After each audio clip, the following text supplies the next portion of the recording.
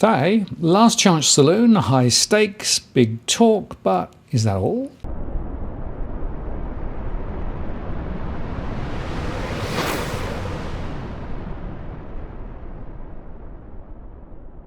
Hello again, it's Martin North from Digital Finance Analytics. Welcome to this post covering finance and property news with a distinctively Australian flavour. Well, the pivotal COP26 UN Climate Conference kicks off today in the Scottish city of Glasgow. And the UN Secretary-General has said ahead of the meeting that without decisive action, we are gambling away our last chance to literally turn the tide. COP26 is the biggest and most important climate-related conference on the planet. It's the latest in a series of events which have tried to push countries towards reacting to the issues of global heating. In 1992, the UN organised a major event in Rio called the Earth Summit, in which the UN Framework Convention on Climate Change, the UNFCCC, was adopted. In this treaty, nations agreed to stabilise greenhouse gas concentrations in the atmosphere to prevent dangerous interference from human activity on the climate system. Today, the treaty has 197 signatories. Since 1994, when the treaty entered into force, every year the UN has been bringing together almost every country on Earth for global climate summits, or COPs, which stands for Conference of the Parties.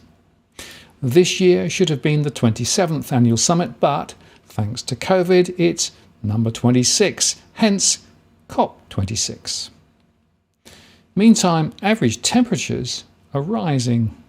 The atmosphere is getting more unstable, hence massive storm cells, floods, and temperature extremes. And while various extensions to the UNFCCC treaty have been negotiated during these COPs to establish legally binding limits on greenhouse gas emissions for individual countries and to define an enforcement mechanism, so far progress has been, well, frankly, minimal.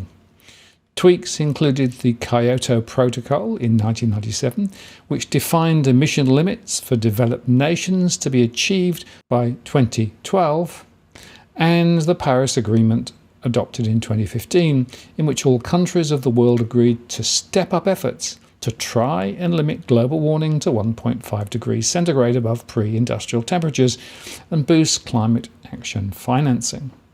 The previous Paris Agreement set the destination, limiting warming well below 2 degrees, ideally 1.5 degrees, but Glasgow is the last chance to make it a reality. At COP26, delegates will be aiming to finalise the Paris Rulebook, or the rules needed to implement the agreement. This time, they will need to agree on common timeframes for the frequency of revision and monitoring of their climate commitments. And the point is this: we are running out of runway. The longer we obfuscate and postpone action, the less likely it will be that the damage to the planet can be reversed.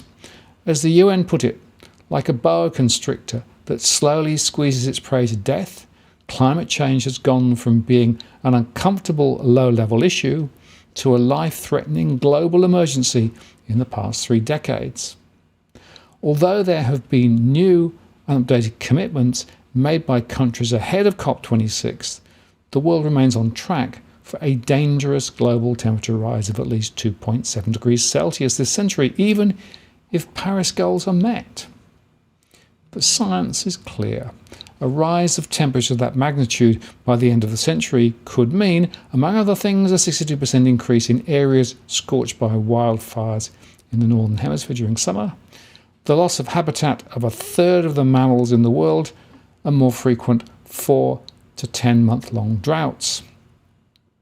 The UN chief bluntly calls it climate catastrophe, one that it is already being felt to a deadly degree in the most vulnerable parts of the world like sub-Saharan Africa and small island states lashed by rising sea levels.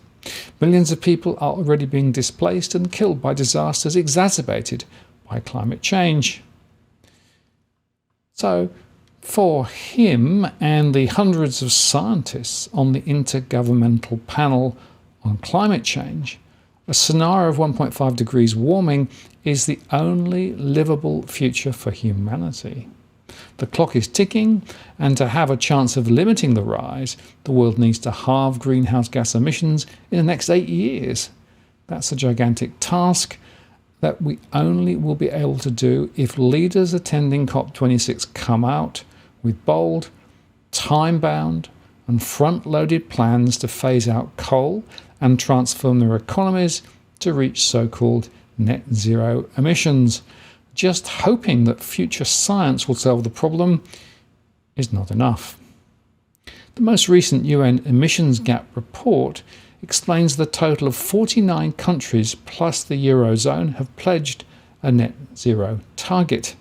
That covers over half of global domestic greenhouse gas emissions, over half of global GDP, and a third of the global population. 11 targets are enshrined in law, covering 12% of global emissions. But many of the commitments delay action until after 2030, raising doubts over whether those net zero pledges can actually be achieved. And also, many of these pledges are vague and inconsistent with the officially submitted national commitments, known as NDCs.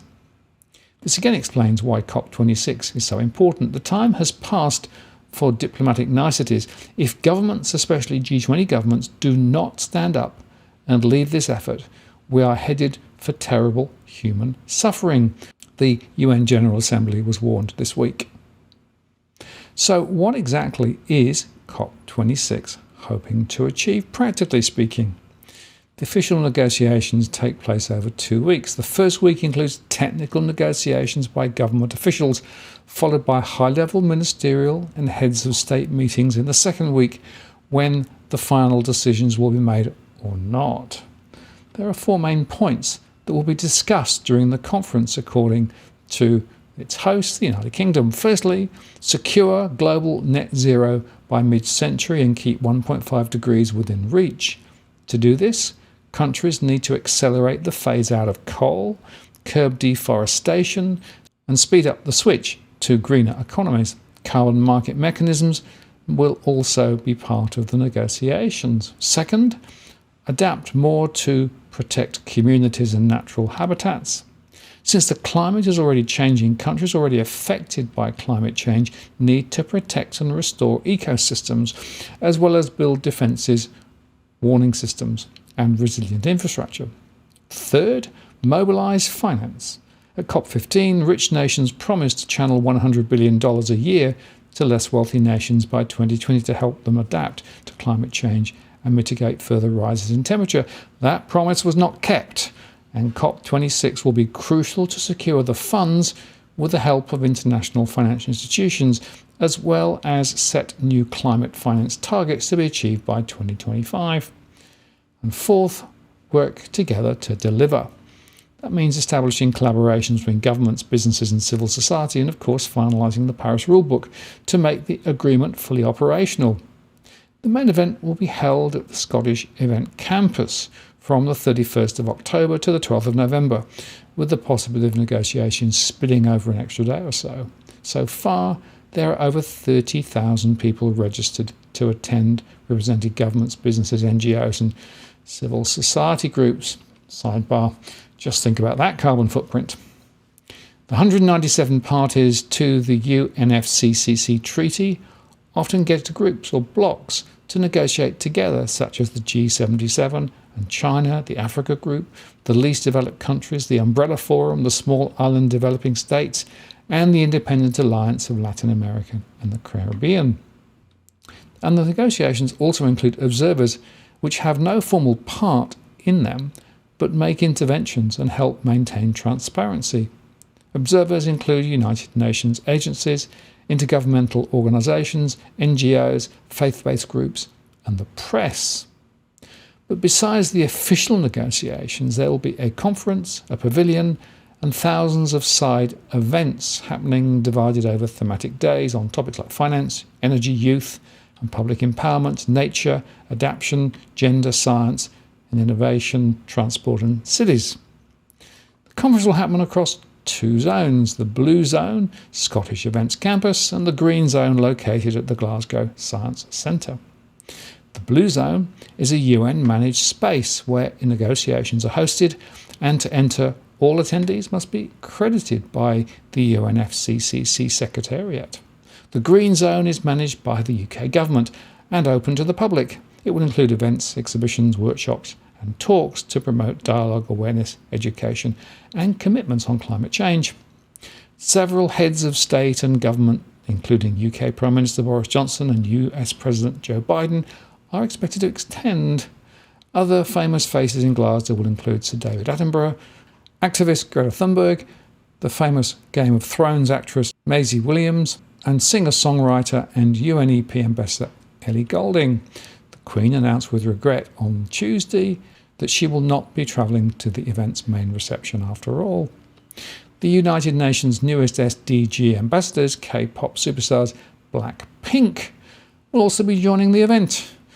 The Korean all-girl group released a video before their appearance, sharing a sneak peek of their heartfelt message to inspire climate action.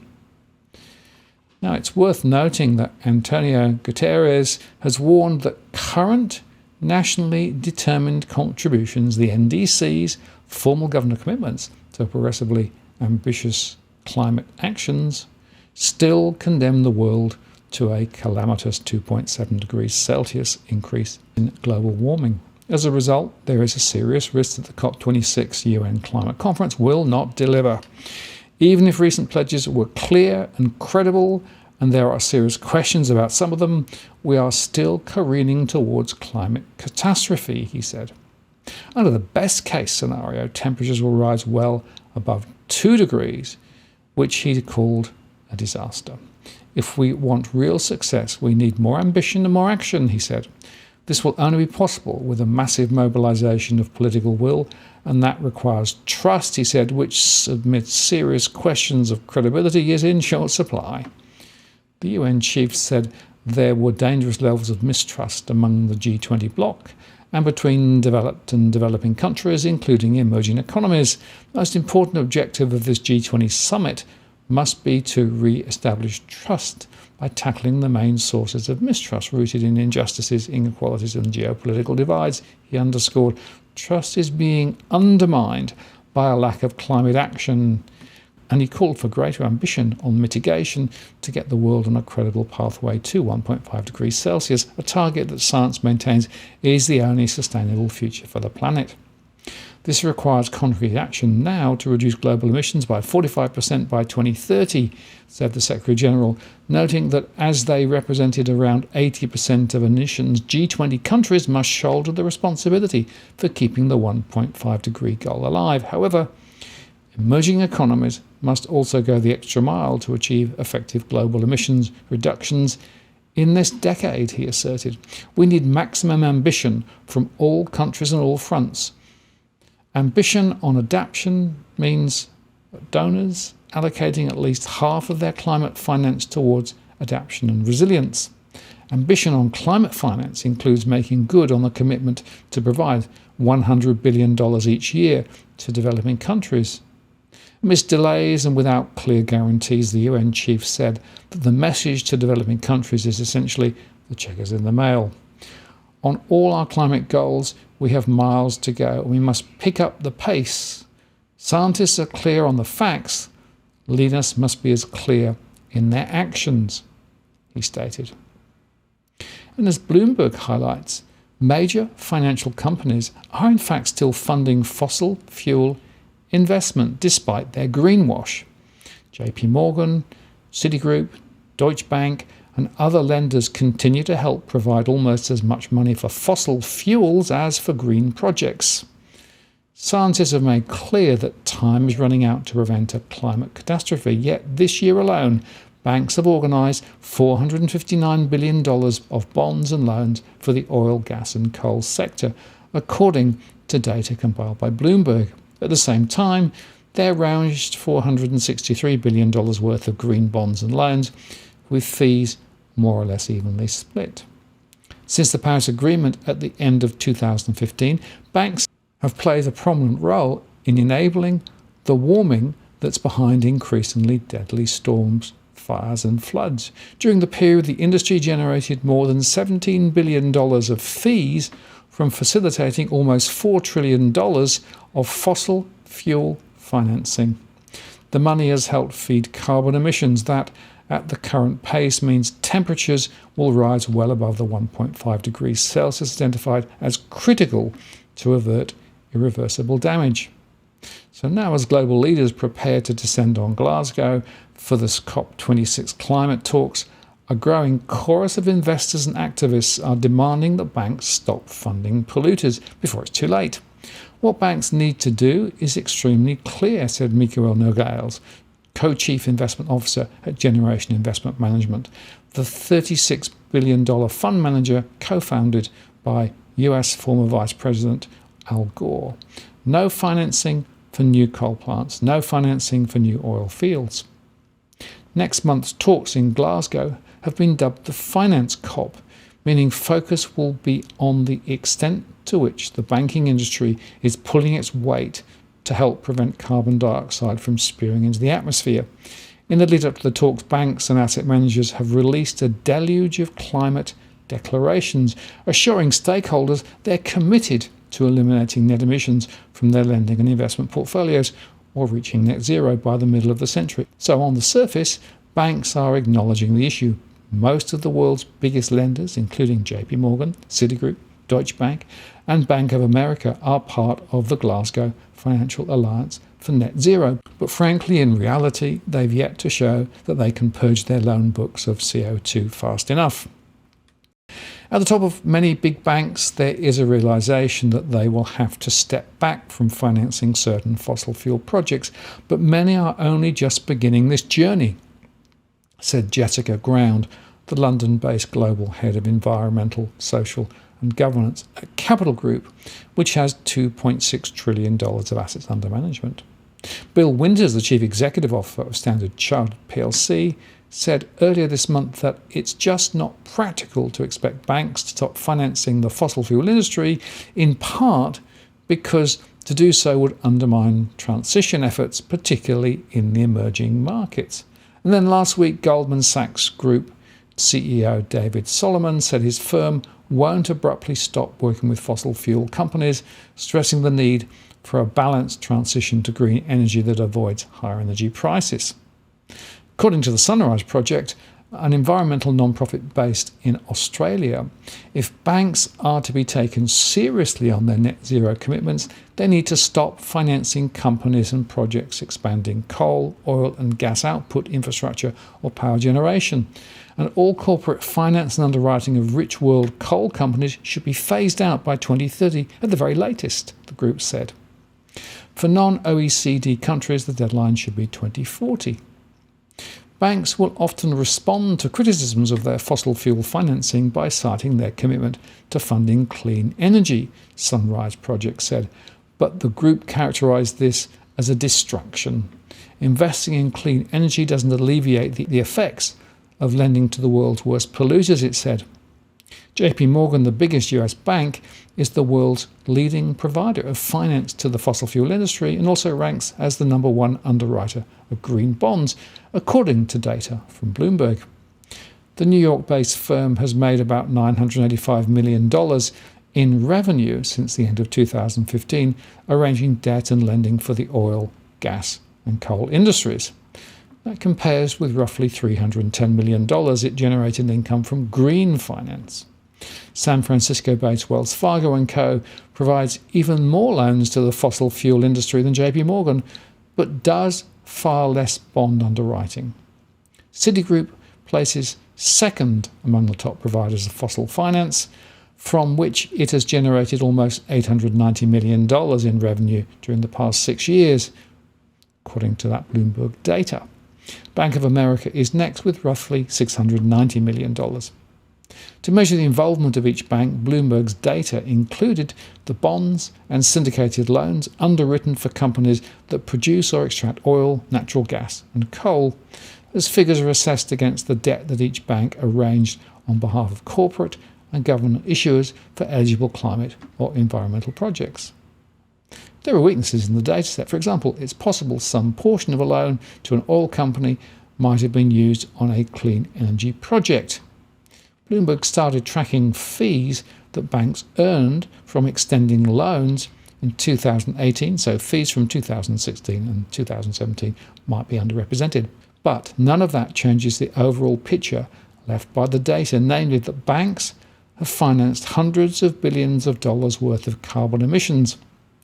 At the current rate of greenhouse gas emissions, the United Nations warns that the average global temperature is set to be 2.7 degrees Celsius above pre-industrial levels by the end of this century. At that level of warming, whole populations will be displaced by rising sea levels, vast numbers of species will face extinction, and deadly wildfires and flooding will become far more frequent. The International Energy Agency said this month that the world is woefully behind its delivering the necessary emissions cuts. Every data point shows the speed of change in energy can be countered by another showing the stubbornness of the status quo, the agency said in its latest report. At JP Morgan, executives say they're aware of the urgency of the moment. Climate change is a critical issue for our time, and we are committed to doing our part to address it. Marissa Buchanan, the firm's global head of sustainability, said earlier in the month in connection with a public commitment to carbon neutrality by mid-century. JP Morgan said in May that it plans to report a 35% reduction in operational carbon intensity for its oil and gas portfolio by the end of the decade. The commitment follows the company's announcement last year that it was aligning its financing activities with the Paris Agreement. Nogales called JP Morgan's decision to join the Net Zero Banking Alliance a positive step, but he also referred to it as a high standard of action that, according to the IEA, means turning off the financing tap to new fossil fuel projects as soon as this year. The extent to which signatories will do this will be the real test, and one that investors will be watching very closely. An important plank of the 2015 Paris Climate Agreement was to involve the finance industry, reflecting the need to steer money away from activities that pollute. The latest flurry of net zero commitments from banks and asset managers follows on from that agreement, but details on how they plan to achieve carbon neutrality 30 years from now remains scarce. Nogales said, part of the problem is that most net zero goals are too far in the future. The problem with very long-term targets is that it's typically going to be a different set of executives running those businesses at that point. Adding that generation management wants to see CO2 targets set for 2030 in line with the UN's recommendations to halve emissions in the coming decade. The latest assessment by the UN's Intergovernmental Panel on Climate Change was extremely clear. We are facing a massive emergency. So standing back, the question for me will be whether the next 2 weeks is more than just talking and walking around. Will it make a difference? We'll wait and see. But I have to say, on past experience, I'm not holding my breath. I'm Martin North from Digital Finance Analytics. Thanks for watching, and I'll see you again next time.